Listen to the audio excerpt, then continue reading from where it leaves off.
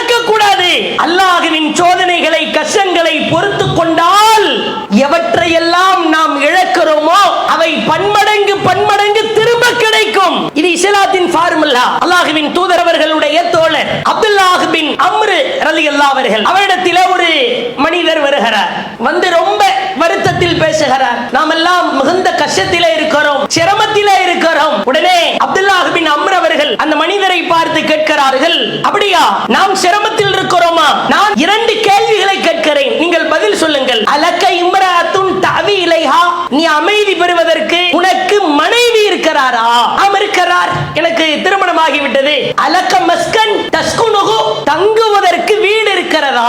ஆம் இருக்கிறது. 2க்கு பதில் வந்தவுடனே ஒரே அடியாக அப்துல்லாஹ் பின் அம்ர் அவர்கள் பதிலளிக்கிறார்கள், ஃபஅன்த மினல் அக்னியா, அப்புறம் உன்னை விட பெரிய பணக்கார உலகத்தில் யார் இருக்க முடியும்? கொண்டாடி இருக்குதுன்ற, தங்குறதுக்கு வீடு இருக்குதுன்ற, அப்ப நீ தானே பெரிய பணக்கார. அம்ர் அவர்களே, இன்னலி காதிமா, எனக்கு வேலை பார்க்கிறதுக்கு ஒரு பணியாளும் இருக்கிறாரு. ஃபஅன்த மினல் முலூக், நீ அரசனுக்கு சமமாயிற்றே, அப்புறம் என்ன கஷ்டம் சோதனைன்னு வந்து நிக்கிற? கொண்டாடி இருக்குது இல்ல. உலக வாழ்க்கை எப்படி புரிந்து வைத்திருக்கிறார்கள் என்று பாருங்கள்.